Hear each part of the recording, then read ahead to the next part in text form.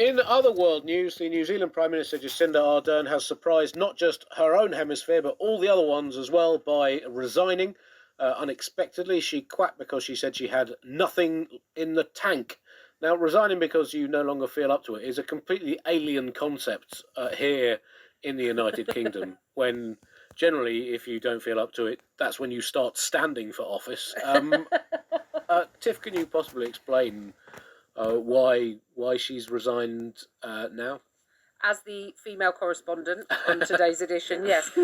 She said Jacinda Ardern has quit as Prime Minister, stating she had no more in the tank. And fair enough, because fuel prices are very high at the moment, and I wouldn't want to fill that up. Yeah, she basically said over the summer she had time to think about it, you know, and if she was going to run again and what she would need to do, and she just couldn't do it. And so the legacy is... a lot of people have been talking about misogyny, and she was saying it's not misogyny. You know, I want young girls to aim for this. I just think the next PM has a lot to live up to. Like, can he be totally chill when in the middle of a broadcast an earthquake happens? Like, she might as well have been smoking a fag and having a pedicure. That's how calm she was. She was just like, oh, we're just having a little bit of an earthquake here. Oh, that's quite a big one.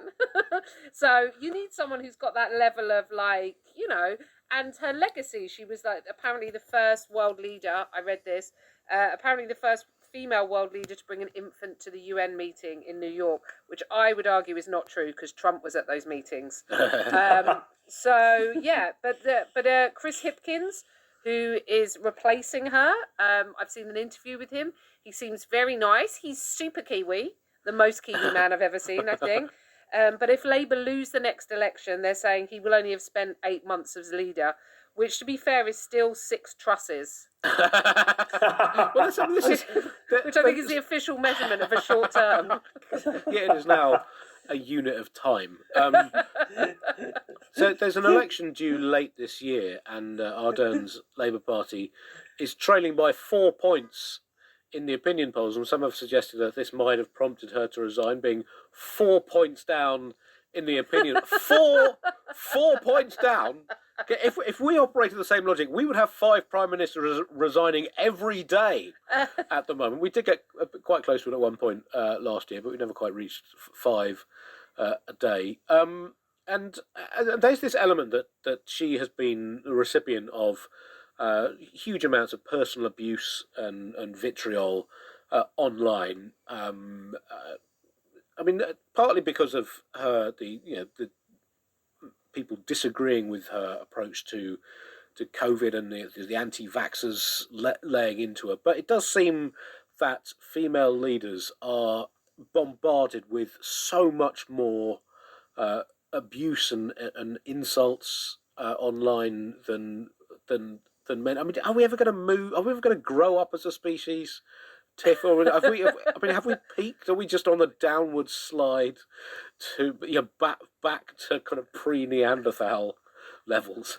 Yeah, I think. Well, Sam Neill came out and said it's disgusting, the misogyny towards her, the actor Sam Neill. But she was insistent. I think she didn't want to put off future women, but it is a thing that you bear in mind. It's always in the back of your mind if you put yourself into any public sphere. Obviously, I can't say as the leader of a country, but you know, as anyone who puts themselves in the public eye, you go, well, you're going to get the usual amount that anyone gets, and then you're going to get that very special amount where they say they hope you would die, and also, can you send feet pics? So often in the same emails, like looking at it, when we were looking at New Zealand from the UK, we were like, oh, this is how a grown-up deals with a crisis, and we've got people flinging cake at the walls of Number 10. So for us, we're like, oh, you know, if she was our prime minister, I think from outside New Zealand, she's viewed as a very grown-up and successful prime minister, and I think within that, within New Zealand, sentiment might be slightly different. But yeah, I mean, wouldn't it be great if we'd have had her in Number 10?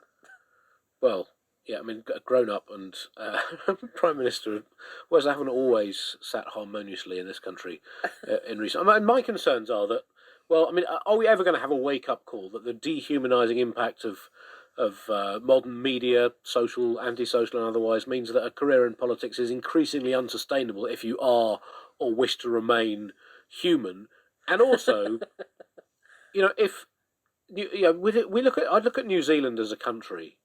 And I think if New Zealand cannot succeed as a country, there is absolutely no hope for the entire world because, by comparison, they've got space, they've got resources, they've got wealth. Yeah, if you get up New Zealand, you're taking the entire planet down with you. So, buck your ideas up. It's a big deal to see. She gave birth while in office, didn't she, and took the baby with her, and I think that's a legacy that is on the positive side that is there for everyone to see. Obviously she was inspired by the Roman Emperor Theodosius I, making his 8-year-old son co-emperor. Yes, she gave her daughter Neve a couple of jobs to do on the trip.